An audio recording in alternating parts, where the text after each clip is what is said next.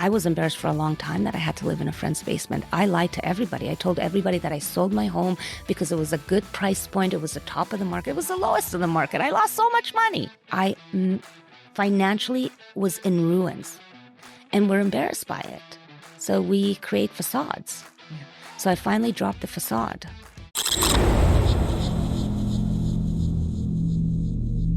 Everybody laughs at me. Like when I do a 6 a.m. call, there's a Coca-Cola with me. Yeah? Yeah, every time. It's always with me. What time do you open that up? The minute I wake up. That's an addiction. That's a serious addiction. Full-on addiction. If I was on crack, I could get off crack faster than I could of this. 100%. What if you don't have it? I can quit smoking faster than this. I lose a lot of weight because I drink an insane amount. I probably go through a case every, 2 cases a week at least. The big cases. Really? Wow, 2 cases? That's 48 cans of Coca-Cola. I could drink 10 of these a day, easy. Wow. Mm-hmm. But you're so healthy. Mm-hmm. My doctor's shocked. Doctor is shocked. Wow. He's like, imagine how much healthier you'd be if you stopped drinking it. I'm like, but I'm already healthy. It's okay. Yeah, how much more healthier how much healthier do I need to be? But when I stop drinking, I lose a lot of weight because there's so much sugar in it. Mm-hmm. And my metabolism is so fast that it just literally... You don't feel gassy? No. I think because I've been drinking it for so many, it's part of my DNA. I should have shares in Coke. I should have it on intravenous. Yeah. You should start Coca-Cola Anonymous. Actually, my boyfriend's brother's addicted to Coca-Cola. Is he? And he's older than your father by a lot. And he's a cancer patient. And he smokes. And he cannot move without a caregiver lifting him up. And he probably goes through a case. Really? Yeah. And the doctor said he needs to stop, but he's like, at this point, why? I have every disease possible. Then why? I'm unhealthy. I'm still living. I smoke. I drink. Whatever. Who cares? And you know what? I think growing up in an Israeli household and a Jewish household, there was a bottle of Coke at every dinner. Mm-hmm. And I remember my grandfather screaming at me. Well, not screaming, but always, stop drinking the Coke. You're going to be full. Yeah, yeah. But it was almost like introduced as a child. Like this was the staple. It was a national drink of being Jewish. Did you guys have the glass bottles that you would have refilled? Like you would give back and they would deliver it? Because we had a pop service here. I don't think so. I grew up in a household that we always had, it wasn't real Coca-Cola. We had knockoff brand. And like a ginger ale and a Sprite. Oh, yeah, those, we did have those. But there was always a bottle, like those big plastic bottles you had of real Coke. Coca-Cola. Wow. From day one. Wow, you guys were doing well. I don't know if we were doing well. Did you have real Coca-Cola? Yeah. He's from Colombia. Oh, are you? Yeah. I was wondering where the accent's from. When did you move to Canada? Almost 5 years ago. Oh, wow. Yeah. And actually because we had 2 dogs, then the planning was... Changes. And not small dogs, big dogs. Big dogs, so golden retrievers. They, yeah. Oh, good. Yeah. Now that it's makes just me one, happy. but we had 2. They're family. Yeah, truly. They're absolutely like family. The idea of leaving them behind, I think, is just as torturous as leaving family. Yeah. I'm going back to Panama on the 18th for a month and a half. And I just got in on Friday. Yesterday, Chloe got all her shots, like all her paperwork. Oh, she's coming with you? Oh, I'm not leaving. I left her for 3 weeks. Wow. I was FaceTiming with her every 3 days. I'm like, I would FaceTime my friend and I'm like, where's Chloe? Who does she stay with? My best friend lives in my building. She's 1 floor above me. And she has a little Yorkie that's Chloe's boyfriend. Okay. And so Chloe stayed with her boyfriend. Totally fine. She was fine. So is the boyfriend coming to Panama because she can't leave him? No. They'll be in Calgary, actually, because we used to always go to Calgary for the holidays. So now I'll be going there. But yeah, they'll come with us as well. Your brother's in Calgary, right? My younger brother's in Calgary, older brother's in Seattle.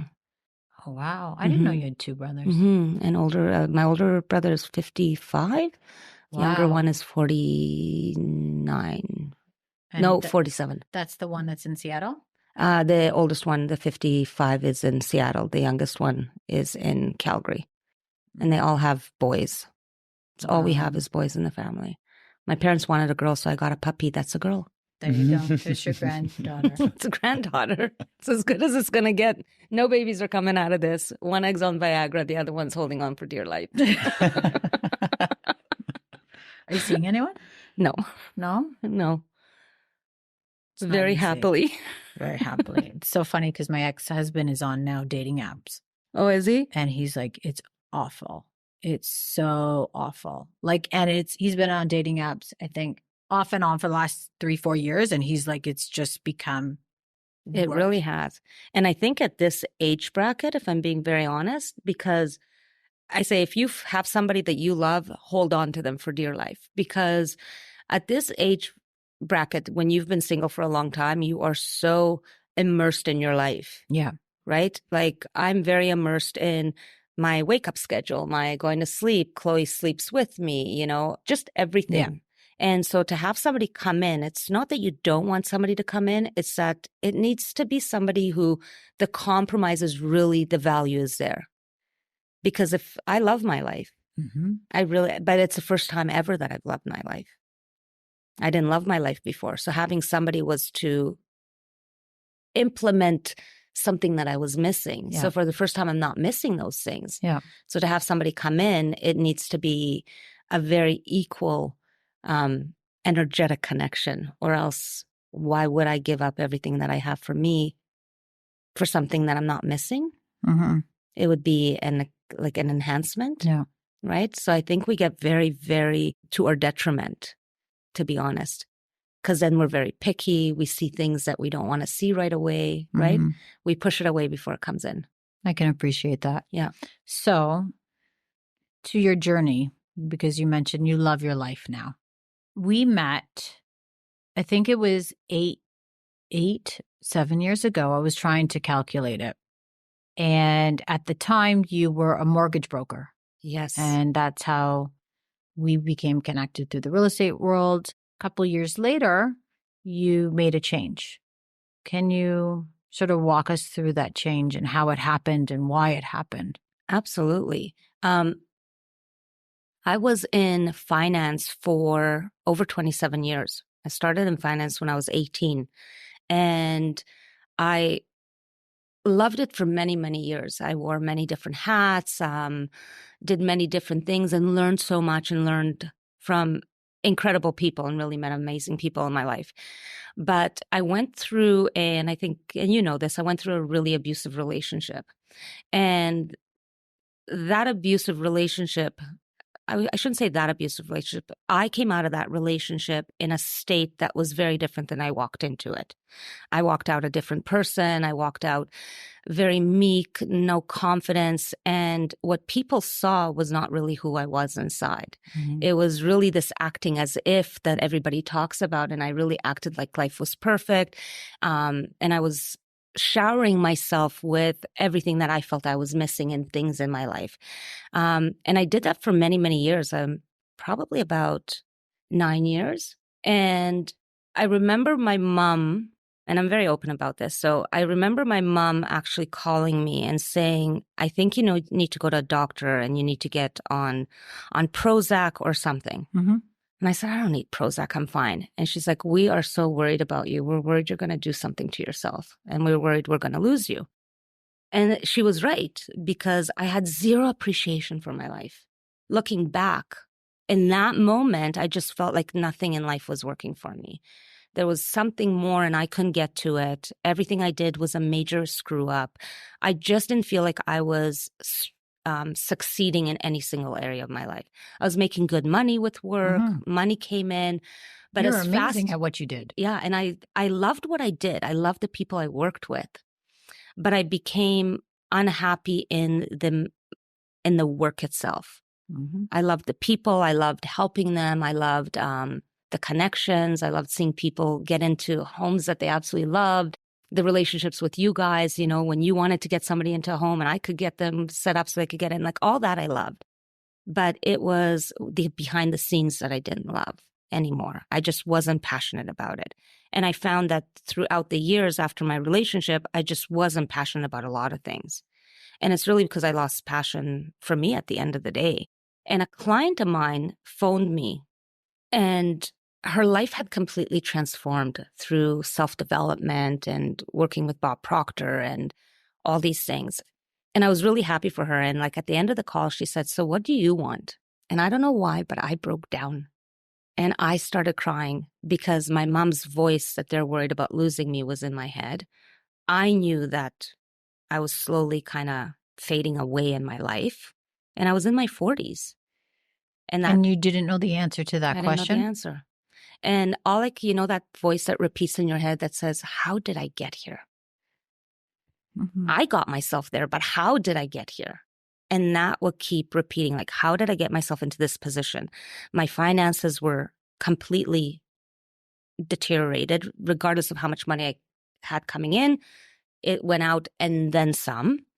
I had bailouts for my parents and I went back into debt. I had to sell my home. I had to live in a friend's basement for 3 months. It just wasn't the life that I imagined. Yeah. That any of us really imagine that we would have, right? We think we're going to have all these amazing things. And I broke down on that call and she said, you need to do this program. And then she told me how much it was. And I said, I can hardly rub two pennies together. Like, what do you, and I remember saying, what do you want me to do? Pay you with belly button lint? Like, I had no idea how to pay for this program. But I said yes.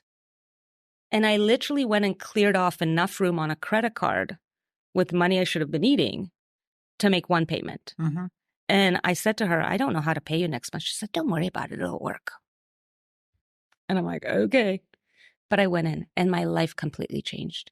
Wow. My life completely changed. I started to really dive into understanding who I was, loving myself, appreciating myself, really developing what my purpose was in life. And it was through that. And I knew I wasn't the only one. I think we, not just women, men too, but as women, we do so much for everybody, for kids, family, mom, dad. Like we put our energy out to everybody and we really deplete ourselves. We forget who we are. And we often come out of relationships not knowing who we are. We come out of having, kids are at a certain age and we don't know who we are. Mm-hmm. Walk out of marriages, we don't know who we are. Jobs, and we attach our sense of being to what this relationship is. Yeah. I am my career. I am a wife. I am a girlfriend. I am a mother. But those are just extensions of who we are. That's the expression of the love of who we are. So we're not a mother. A mother is the expression of, right? And so I really dove in and started to really love myself again. And I knew I wasn't the only one. And I was just so immersed in loving what was happening and loving this life I was building and talking to my friends about it. And I lost a lot of friends because they're like, stop talking about it. And they're like, enough with your positive crap, like, I mean, they were so back sick. to real life. Yeah. They're like, back to reality. And I'm like, I'm going to start a business and I'm going to make $1 million. And they're like, Sharon, stop it. Never going to happen. And I lost a lot of friends in the process. And I decided to take the leap and I decided to start studying more and more and more. And ultimately thought, I want to help other women, just whatever their purpose is, whether it's, allowing to express themselves through their career, to have a better lifestyle, to be able to have better relationships, just to really step into who they are and allow that to express through their life. It's amazing. How long would you say this process was? If I'm being honest, I would say the process started even before I knew. Because I think everything I went through I'm so appreciative of every single thing I went through. I'm appreciative and I know this is hard for so many to grasp, but I'm appreciative of the abuse. I'm appreciative of the ups and downs. I'm appreciative of everything that stood in my way, because I've really recognized that in order for us to have everything that we want, it's the law of vacuum. The universe has to let it come in and clear out in order for the good to come in. It's almost like I always say it's like having a closet full of old clothes that no longer fit you. And you finally go out and you shop and you buy this beautiful wardrobe and you feel so incredibly good in this wardrobe, and you get home and you don't have 1 centimeter of space. You don't have one hanger to put the clothes on. And so those clothes go on a chair or they stay in the bags and they get wrinkled and you just never wear them. And you're constantly getting into your closet every single day, trying to put on the clothes that don't make you feel good. And you repeat the same cycle. Life is like that too. We have to clear out the crap. And so we trust that everything that's happening is happening in order to clear out the energy that isn't serving us, so that you're open for the energy that is. right? And so it's, how are you perceiving it? What are the lessons you're taking from it? How are you using it as fuel? And so I honestly believe that it started way before I even recognized that it was starting, because it was preparing me to step into what we all have, which is our power. And I wasn't utilizing that power. I was utilizing and sucking off everybody else's power. If somebody gave me love, that was power. Yeah. If a circumstance in life, that was power. If I got a deal, I made money, that was power, right? I was successful in life because of all these things that were happening to me. What I realized is all these things are happening because of me. We are manifestation in motion, so it actually comes right through us. And so all those things were me. I didn't see them as me creating that success. And so when that was gone, I was depleted. And so working the other way from the inside out changed everything. And so those were the preparation for the power, I think.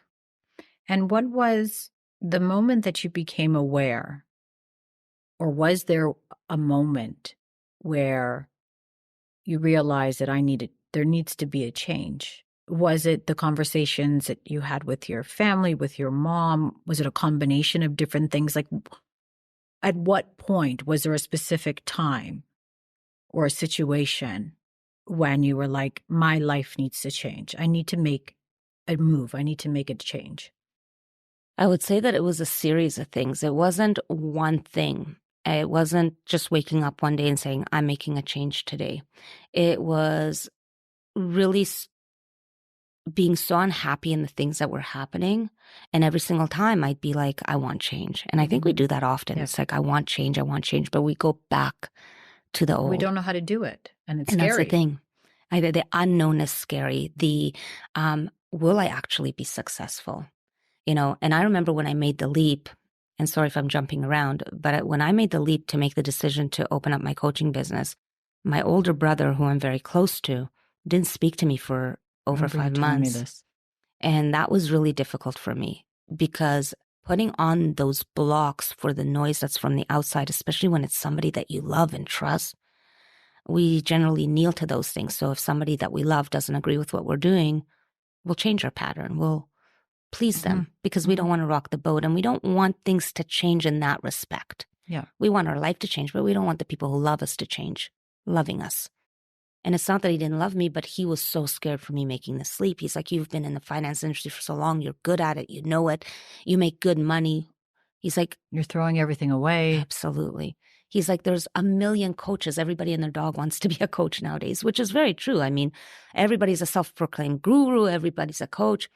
And I remember saying to him, I said, but I'm good at this. I said, I am good at this. I said, I am meant to do this. Everything I did in the finance industry prepared me for this, because that was the connections, understanding people, caring about people. I said, I'm meant to do this. I said, and if it doesn't work, I said, but it will. I said, then you can say, I told you so. And so I think it was all of these points throughout life of things not working. And what I will say is that one call with that coach, it just brought it all out.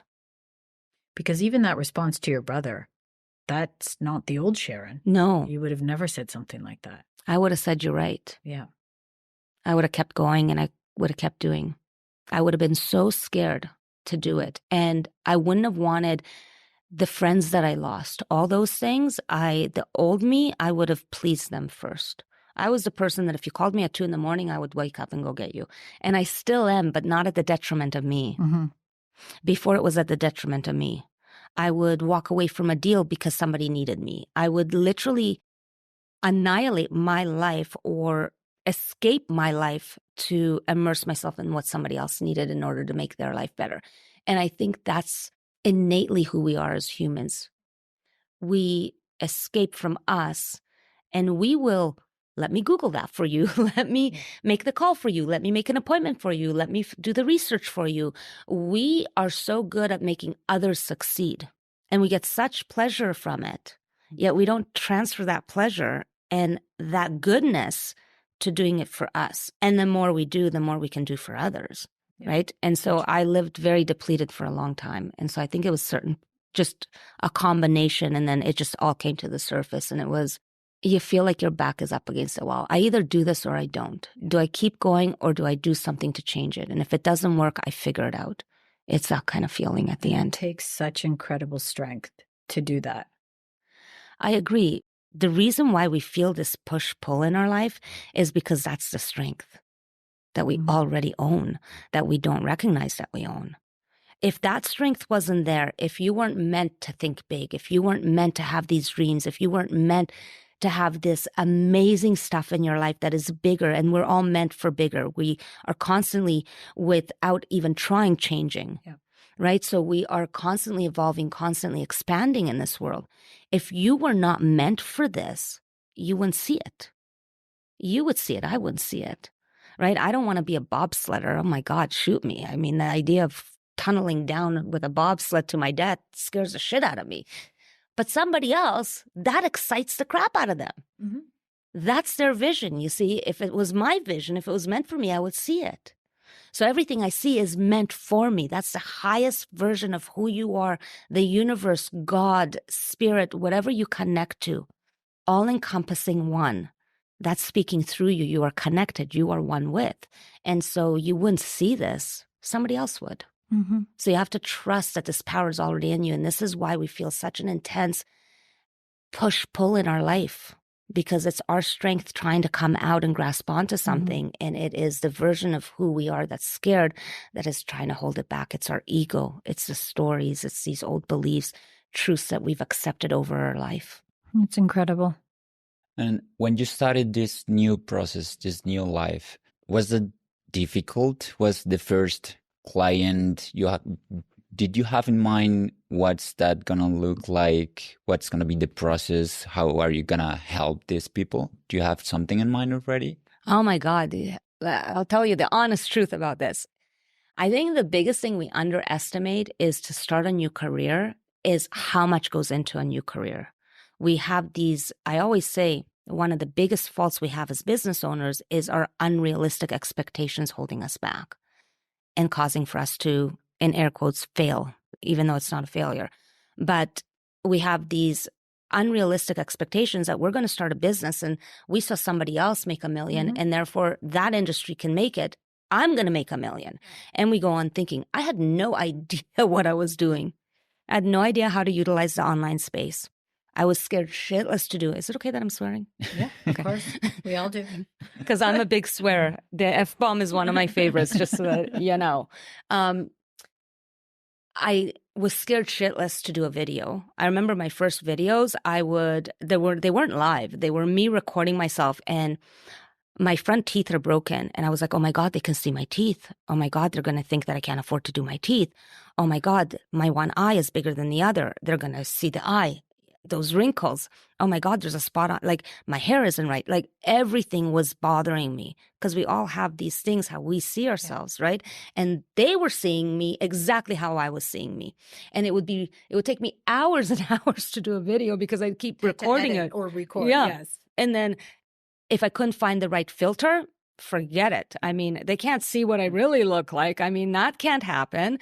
And so all your insecurities come out. And on top of the fact that I really underestimated the amount of work that it took. I really did. But what I did have is that I believed that it'll work. And so I tackled every single thing that came at me. I tackled trying to get clients, trying to go online, figuring out how to make it work for me, because how it works for me is not how it's going to work for you and how it's going to work for you. It's understanding what I like to say is the umbrella of mindset, the power that you have, and implement it in alignment to your life, to your goals, the way that you want to show up, the things that you want, not the way that I want. The way I utilize my mind, the way that I utilize my power is going to be different, right? And we try to mimic these gurus who are like, do this step, do this. But you got to take that step and implement it into your energy. That's what brings it to magic. And you need somebody who can help you bring that magic out and understand how to do that. So I had no idea, no clue. I didn't know how to get the first client. I didn't know how to sign up the first client. I didn't have the systems. I had nothing. I didn't have an assistant. I had nothing. Everything was done manual. Everything. I would send somebody, and I didn't even have DocuSign. I'd be like, can you print this and sign it and send it back to me? They're like, can you do DocuSign? I'm like, DocuSign. Like I literally had nothing organized.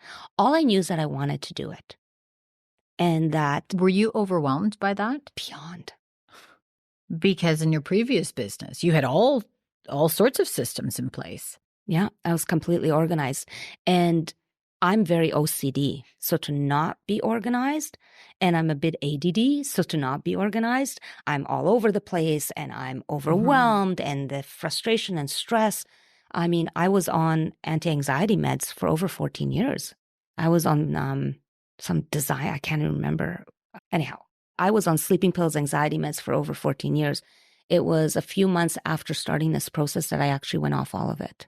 Wow. I sleep.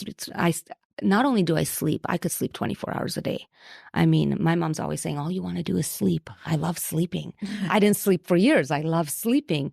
And I love, because in the sleep, that's when your mind is really you are in this theta mode. And so your mind really is open to everything. That's when you're downloading. That's when you are at the truth of how your mind is functioning. And so I love to dream and I love to sleep and I love to imagine and I love to, imagination is one of the most powerful tools you can have in business and in life and in relationships and anything, because you can imagine anything and then make the decision to make it manifest into your life, right? You own that imagination.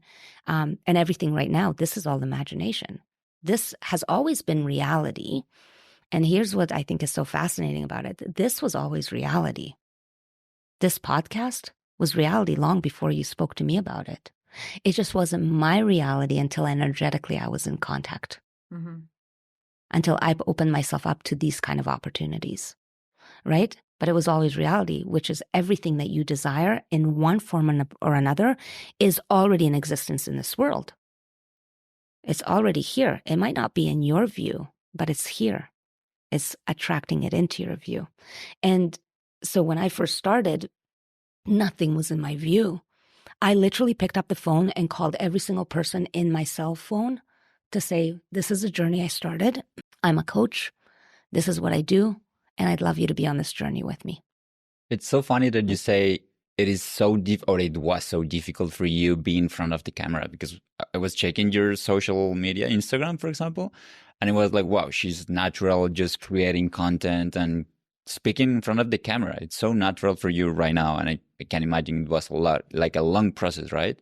Like trying and put yourself just in front of the camera and just try every day. As we say, we try to encourage in our agents here, just be in front of the camera, feel like yourself. You can be yourself in front of the camera and just try, and that's gonna make you better. 100%. Do you think this marketing, do you have any kind of marketing strategy or something like that? Or do you just create content according to what you think is the most important thing at the moment? You know, and I am very grateful that you said that. My biggest shift was when I dropped the acting as if, and something that is taught quite a bit. But I say our entire life leading up to this, we've been acting as if all our life, under the truths, under the beliefs, under societal norms, under societal pressures, under everything that happens around us. We then take that on and mold our behavior to it. So we've been acting as if all our life. You don't want to act as if anymore. Yeah. You want to act authentic. You want to escape acting as if. You want to act authentic. And so one of my biggest shifts was to drop trying to be what I saw in other coaches. Just stop trying to be how they dress. Because I really remember thinking I needed my hair to look a certain way. I should be dressed a certain way. I'm sure you've noticed, I'm always in a hoodie. I'm always in sweatpants. I could live in sweatpants. So this is what people see. I show up with makeup, no makeup. This is who I am. Mm-hmm. The way that I teach, and I think this is so important for entrepreneurs, what you are good at has nothing to do with what you are wearing. It has nothing to do with the makeup. It has to do with you. This is all just an expression of how we want to show things. And so making that shift of I'm just going to drop who I need to look like, what I need to wear, how I need the perfection of my talking. And I talk with my hands a lot. And I remember trying to keep my hands down because a coach said to me that it's very distracting. I'm like, but I talk with my hands, and really dropping all of that. And I just decided to show up. And if I dropped the F-bomb and if I said fuck, I let it. Like if spit came out of my mouth, it came out. And that's when things start to change, because my only strategy is understanding my client. And I say this for every entrepreneur: know who your client is so deeply that you feel what they feel. Mm-hmm. You feel what keeps them up at night. You feel what gets them motivated. You feel what gets them excited. You feel what their stress points are. You know what it's like, literally, like you're the one who knows what it's like to walk a day in their life, because that's who you're speaking to, right? That's who you're speaking to. And so my only strategy is to know my client inside and out, to show up as me, because they're paying for me to teach them. Right? The material, a program is a program is a program is a program. And I know many coaches don't say this, but you could take my program, you can take somebody else's program. You can work with one broker, you can work with another broker, you can work with one real estate agent, another real estate agent. Everybody has the foundation for you to have success. Mm-hmm. But where it becomes magic is the connection of who is walking you through it and how you are then absorbing that information and bringing that magic into your life, right? Because I love how you describe that. Mm-hmm. Right? And I think that's where the key is. And so I really recognize that my only strategy needs to be is to connect with the people who connect with me, my ideal clients, and show up in not only giving points and information, but being myself, talking about my story, because I'm not the only one who's been there. And we're often embarrassed by, I remember my mom was my client, one of my first clients. I made her pay me. She said, I'd like to learn more about what you do. I said, great. It's, at the time it was $6,995. I said, $6,995. I said, give me your credit card. She said, what? I said, listen, I'm finally doing something I love. I said, I want you to take it seriously. And so if you pay for it, you'll take it seriously. If not, you might be doing me a favor. I don't want favors. Mm-hmm. I want you to do this because you want to do this and you believe in not only me, but in you. So she paid me. I rebated her after it was all done. But I wanted her to take it seriously. And I remember I was talking about my story one time, and at first my mom's look on her face on camera, because obviously there was all these women in this room, her eyes just kind of went big. But when she saw the connection it was forming with people, you could see her kind of relax, because I think we're often so embarrassed by what we've been through. I was embarrassed for a long time that I had to live in a friend's basement. I lied to everybody. I told everybody that I sold my home because it was a good price point. It was the top of the market. It was the lowest of the market. I lost so much money, but it was the top of the market, and I couldn't find another place, and I didn't want to rush it, and I wanted to be in a perfect place. So I was staying with a friend. I stayed with a friend because I had no option. Mm-hmm. I didn't have the money. I financially was in ruins. I'm exactly what you call, I don't have a pot to piss in. That was my life. And we're embarrassed by it. So we create facades. Yeah. So I finally dropped the facade. And I will say this, it is not strategy. Strategy will not get you successful, because I'm sure that you teach your agents, boom, boom, boom, what to do. Yet you have people who succeed and have enormous success. And then you have people who are doing the same strategy, but they're just not getting it, because it has nothing to do with strategy. It has to do with mindset. Mm-hmm. The mindset, the foundation, your belief. If you don't believe you can do it, you will create every single obstacle not to do it. Yep. You will start to look at your teeth in the camera. You will start to look at your wrinkles. You will create every single obstacle to not do it. Every excuse, somebody needs me, every alibi, everything will stop you from doing it.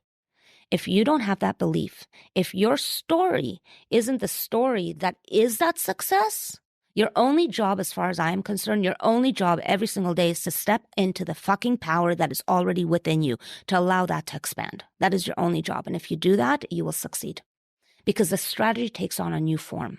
You step into it with excitement. And when something happens, you have the mental capacity, the mental strength to come up against those blocks. But when you don't have that belief, when you don't have the foundation, it's not about being positive. I can be positive all I want. and still not succeed in life. In order for you to be authentically positive, it means that what's driving that positivity is not that I'm inspired by a post, is not that I'm inspired because somebody else did well. It's because I'm inspired every fucking day because I woke up and I can't wait to fucking do this.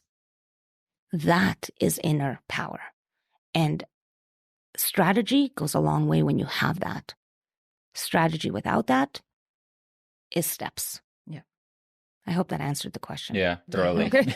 Yeah, thank you. Because I do go off on tangents sometimes. That's perfect. I have a question about authenticity. So Maurizio mentioned, we speak to our agents all the time about being authentic in front of the camera. You need to be authentic. You need to be yourself. As you're speaking, I think I know myself, and I know it's been a journey for me as well. But so many people don't know themselves. What is authentic? Who is Diana? What am I? What do I do? Why am I here? What is my purpose? How do I speak? How do I dress? How do I look? What do I want out of life?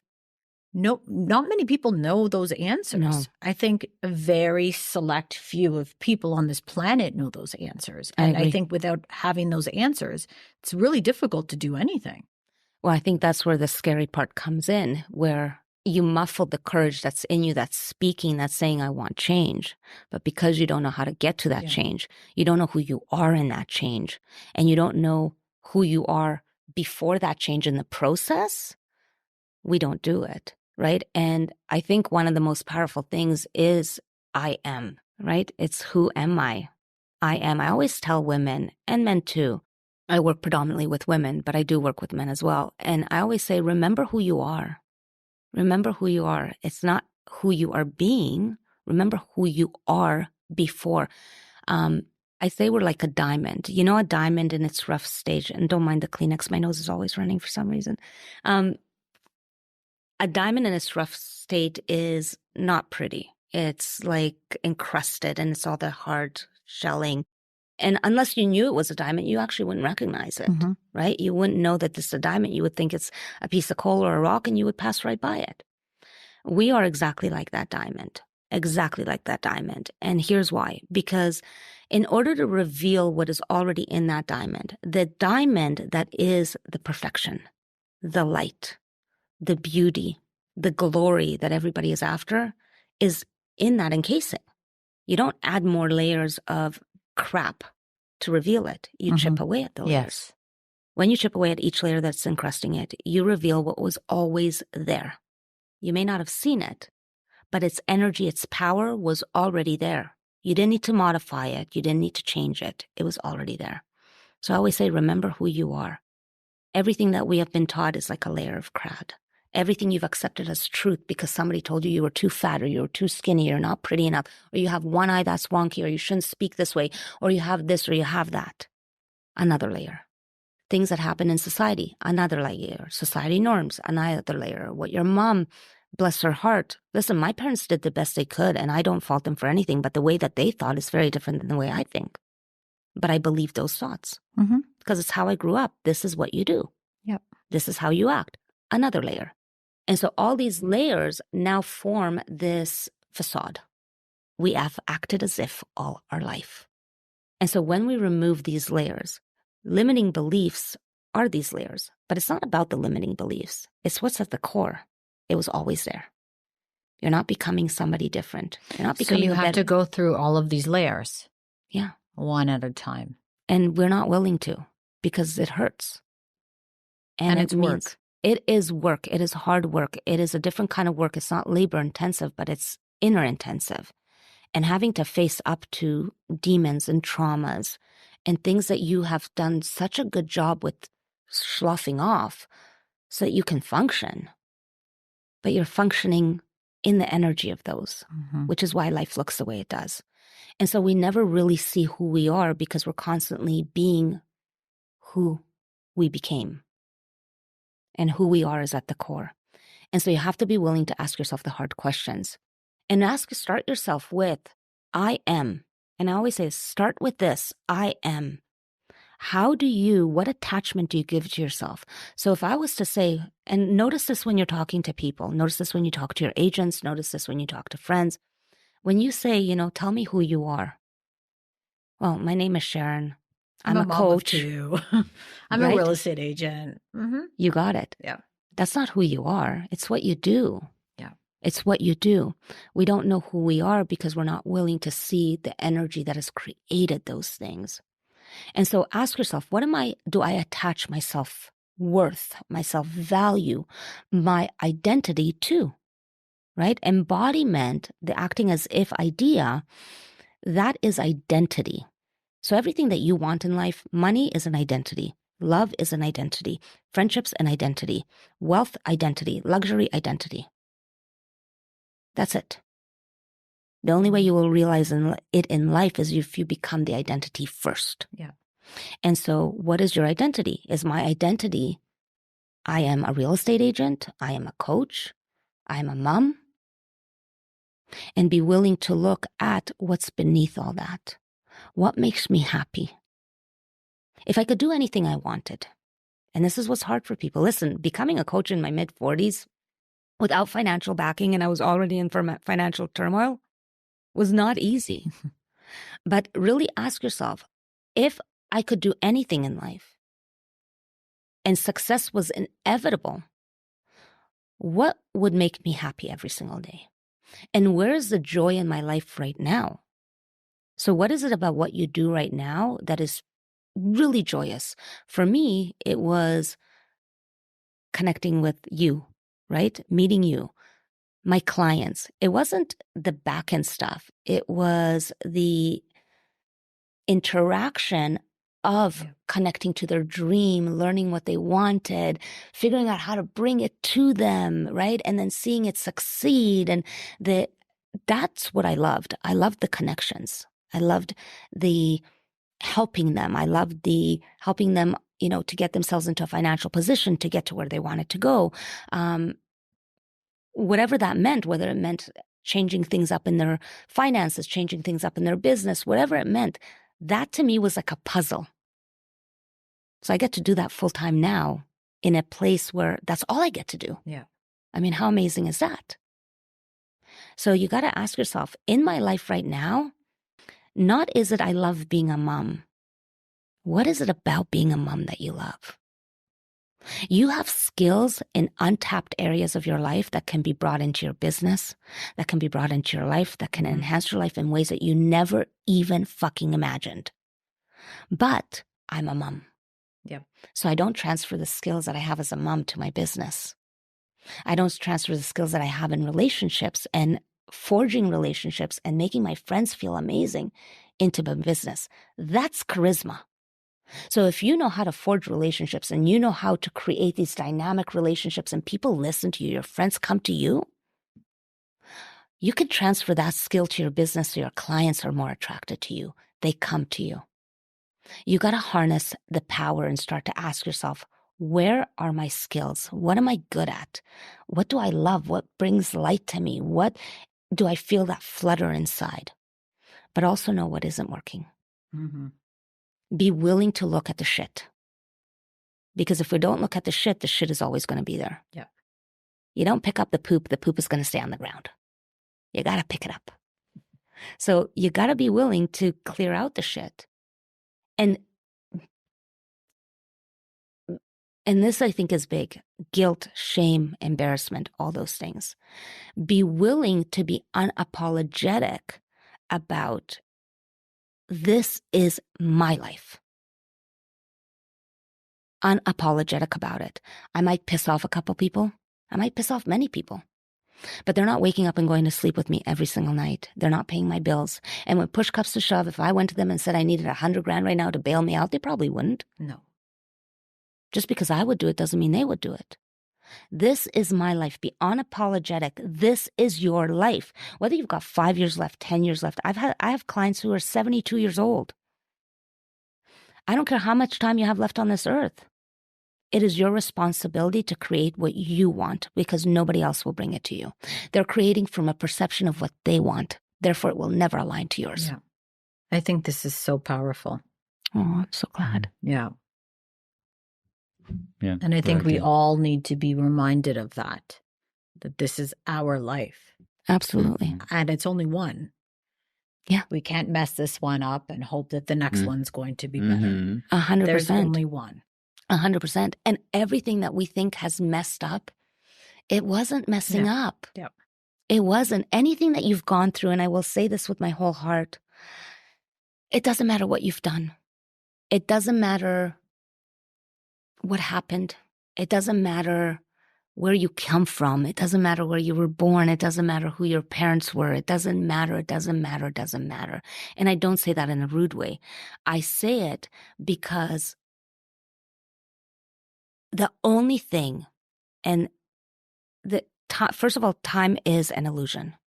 Time is a man-made construct. If I can give two things that you detach from that will allow for you to manifest in life like no tomorrow, is detaching from the idea of time. And it has to do with what I was about to say. And detach from the need. You want to make 60 grand? Detach from the need to even make 60 grand. Detach from the need to make 6 figures. I did my first 6 figures in month 3 of opening up this company. In month 3, I did 6 figures that month. Month 3, with having no clue what the fuck I was doing. You see, it has nothing to do with the things that you have at your disposal. It has to do with everything you have within you at your disposal to create all of it. And so detach from the need. Yeah. That you need this to make you successful. You need this to make you happy. You need this, you need this, you need this to be able to buy the clothes that will make you this, or to make whatever the case is. You need it for nothing. You need for nothing. And so, and I actually forgot how I started this. It'll come back, I'm sure. It's funny, we're talking about money, and I was reflecting on this the other day, is that I really don't know the value of money. I don't understand the currency. I don't think about it. It's not a goal. It's obviously something I need. I need to go to the grocery store, and food is awfully expensive these days, but it's not something that I really think about, which I think I should be mindful of it. Like, I should understand how important money is. You know, I'm not getting any younger. I'm getting older. At some point I need to retire, but I don't understand it, because I just want to live. Yeah. That's it. And so far it's just come my way without having to, that being the focus, that being the goal. But that's one of the makes any reasons why it sense. comes to you, because money has value. Money is energy, just like we are energy, just like this cup is energy. My Coke can is energy. Everything is energy. And so everything has a vibrational stance to it. Money itself, if you really think about it, and why I was saying that this idea of time and releasing the need for things, is that money itself is, it has no power. It has a value, but it has no power. Money can't come to me in the morning and say, I'm going to buy you shoes. Yeah. And tonight I'm going for dinner with some friends. So I'll see you in a couple hours. And you know what? I'm going to go to Panama. Money can't do that. I direct money. I have the power. I direct how it expresses in my life. Money's value is the expression through you. And so the type of life that you want to live, the things that you want to have, and that's actually how you're thinking, which is why it comes to you. Yeah. Because you're not worried about, will I get that buck? Right? You're not, that money doesn't define you. Yeah. You're defining I'm not it. chasing it. Correct. You're expressing your life. You are in the energetic being of the life that you want to be living. And when you're in the energetic being of the life that you want to be living, the way that it works with the law of attraction, or in the quantum field with energy, is that this idea of attracting energy to us and it coming to us is that you being that energy, we think I need money energy, or I need love energy. I get this all the time. I want my specific person, right? It's not a specific person energy. It's not a money energy, because the universe doesn't hear, I want a lover. I want $1 million.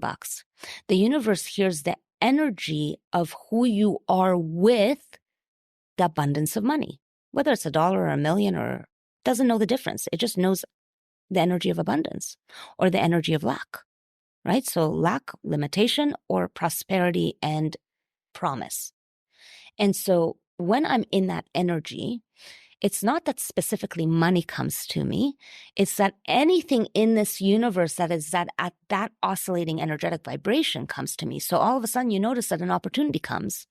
Amazing people start. You meet some amazing people, right? The roads are clear today. There was no traffic, right? Timelines work out for you because you needed to have something in by next week and all of a sudden it's done today. Somebody helped you out. And it's that the energetic pattern of all that is on the same oscillation. Money is no different. So it's not that I need money energy. It's that I need the energy of abundance, and money being at that level will naturally come to me. But if I'm worried about it, I'm resisting it. It's the power that's in me that's saying I can have it, I can't have it, I can't have it, right? So it's that push-pull that we have. That's resistant. Force negates. It's like taking a door that you need to push and pulling on it. That's what you're doing. So when you release and you allow to be in the energy, you're no longer pulling on it, right? And so it's not negating it. And money is open to come into your life. Love is open to come into your life. So releasing that expectation, so to speak, the attachment. And that's why I say it's so important to have that I am, right? Who are you? Who do you really attach yourself to be? I am successful because I made 6 figures. No. To me, success. And I remember, and if I'm going off on tangents, just tell me.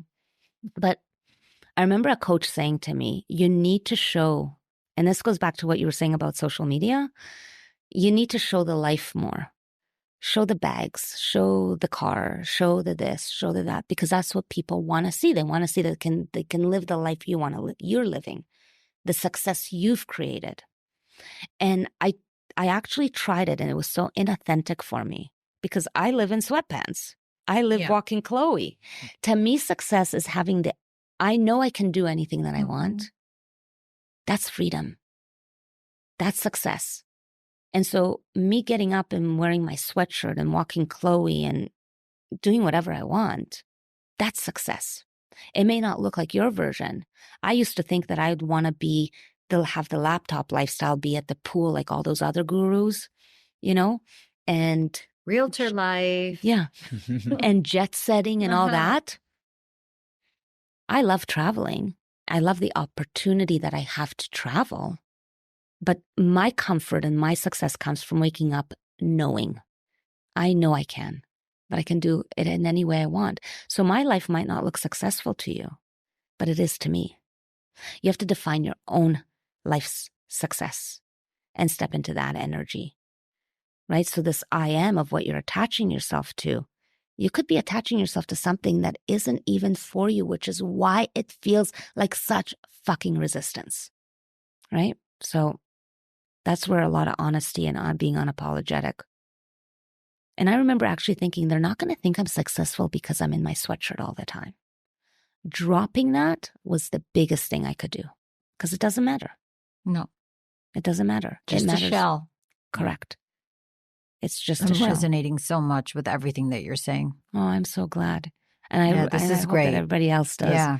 The thing is that I don't know if anybody else has ever felt this, but I remember seeing all of these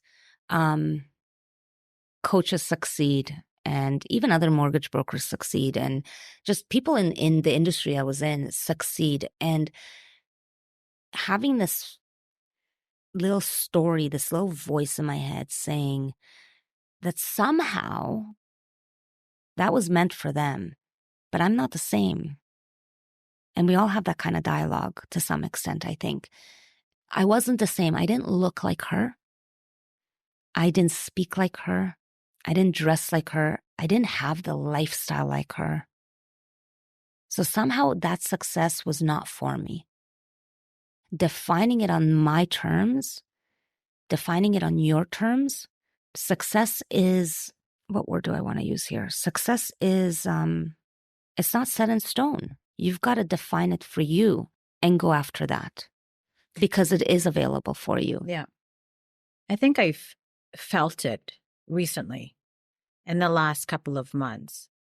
And I now approach what I do for money I'm not doing it for the company. Obviously, we work for TFN, but I've set very small goals, things that I really want to do for me, not for TFN. I want to do for me. I want to come into work today and I want to do X, Y, and Z. And I write these down, and they're in different categories, doesn't matter. And I will not leave that desk until because I need to do it for myself, finish all of these tasks. And I literally leave feeling so good. Mhm. And I didn't do it for you. I didn't do it for my boss. I didn't do it for the company. And I feel so great. And then I drive home and I realize, I volunteer for my son's hockey team. I'm the team manager. So I have hockey in the afternoon. I get to go home, I cook with my kids. I see my kids. We're playing Battleship. And it's like a dream. I'm doing all the things that I love to do. I'm living this dream life. To me, this feels like success. Am I living in a multi-million-dollar home? No. Am I driving a fancy car? No. But I feel amazing. And then the little voice starts to talk. This is too good to be true. Mm. Something shoe's gonna bad fall. is going to happen. Yeah. This is, day 5 of feeling this way. Something is going to happen. Nothing has happened. It's been weeks. It's been months. And it's incredible how it can change. And then, other people see it. The things that I'm doing for myself transcend to, the company's success. You got it. And so, yeah, it's very powerful and it works. 100%. And I'm so glad that you said that, because I think it is so amazing. You doing for you. And this is where we all need to really take a step back. You doing for you, manifestation, you will never see the extent of your manifestations. You will never see how powerful you are as a manifester. And let me explain why that's a good thing. What you are doing is like a ripple effect. So by doing for you and fulfilling what you really desire to do today with your job, what you really desire to do with your children, what you desire to do with your spouse, what you desire to do with your puppy, what you desire to do with a stranger, that has a ripple effect. So what you decide to do with your business, then the company reaps the rewards. Yeah. This is why it starts from in here. It naturally reaps the rewards. Now, by the company reaping rewards, they're going to treat employees differently. So now you've transcended to that, right? You've had the ripple effect. Now those employees feel really good because the company is treating them better, because the company is seeing success and is reaching its goals and it's reaching the milestones this month. So those people go home and treat their children differently because they're not stressed out about money. They're not stressed out about losing their job. They're not stressed out about the list of things to do their boss gave them. They treat their kids differently, and they have a beautiful meal with their kids, and their kids love it, and they love the attention. And it's not just, finish up your meal because mommy has to work on something for a client tomorrow, or daddy has to work on something for a podcast tomorrow. And they go to sleep and they feel secure and they wake up with confidence. You got it. It's just this. You got it. And they go to school, and maybe they don't bully today because they don't feel insecure, and they're nice to another child, and that child goes home happy. And that happiness transcends to the mom and the dad. Your manifestations are so much, you are bigger than you. And when we start to realize the power that we have, you don't get to see your manifestations. You only get to see what's in your view. But when you're aware that it's not just what's in your view and how powerful you are, and you are impacting the world in such a grand manner, that's through your job as well. Somebody finds a home, right? Their children now have a warm space. The effects of it, the way they show up at work changes. And on the flip side, I can feel, and it's very obvious, and this feeling is very strong when I don't want to do something. When I have this feeling, I don't want to do it. And I need to stop and ask myself, why? What is it about this task? What is it about this event that I don't want to do? And it's usually because I need to please somebody else, and I'm putting my own needs aside, which is really difficult for me, by the way. But I find a way to incorporate. I'll say, okay, you don't want to do this, Diana. How could we make it about you? and I find a way to make it about me. I'm not going to give real life examples about it, but it works. It's worked for me. But I can feel it. That contrast of what's working and what's not working is very obvious. 100%. You're trusting your intuitive power. Mm-hmm. It's that sixth sense, right? That gut feeling, that tinkle in your tummy, that what we sometimes think is fear, but it's not, right? Mm-hmm. It's understanding if fear is good for us or it's a motivator, or if fear is something like if I jump off this ledge, I'm going to hurt myself. Or if I do this is that excitement, fear. Fear and excitement are the same emotion, same energy. So it's understanding which energy am I in. Yeah. Right? Because it's the same energy. And so this idea that we got to start listening to our intuitive power. You innately know when something is right or wrong for you. And stopping and asking yourself that is amazing, because by doing that, you're able to then actually express your energy to somebody else while keeping the energy without depleting it, right? And so I always say to people, create a standards list. Do this in business and in life. I update my standards list and I live by it. It is what I'm willing to say yes to and what is a hard pass no for me. And so when things come up, it's asking, is this serving me? Because if it's serving me, it's serving everybody else. Is this not serving me? How can I make it work? Because I think once you're a people pleaser, you always are. It's just to what level? I still want people happy. I still want them to get what they want, but I won't do it at my expense. So this idea of how can I make it work for me? Can you offer for somebody that you will do what they need at a time that is more conducive to your schedule, right? You're not saying no. You're not walking away. You're not abandoning somebody. You're still giving to them, but you're giving from a place where you're full, right? And so create a standards list for you. And this is your agreement with self. And I think that is so powerful. I have an agreement with myself. There are things that I simply will not do. My friends used to call me throughout certain times, and if a friend called, I answered the phone. If I'm working on a project, or if I'm working with a client, or my phone's away. My phone has been on silent for years. I don't hear beeps. I hear nothing, because I know that when I go to look at it, everything I need to look at will be there. Unless it's an emergency, unless it's my mom, I don't need to look at my phone, right? So I have the standard of what are the things that I really want in my life and I'm willing to do to get them? And what are the things that are a hard pass no? And I have an agreement, meaning I agree that I will stand by it. I'm going to work on that. I think it's a great time of year to work on that too. And you'll find when you do a standards list, at first, that voice plays with you. You know, no, I can't do that. I can't do that because that's really selfish. And you start to feel guilty and shame for being so selfish.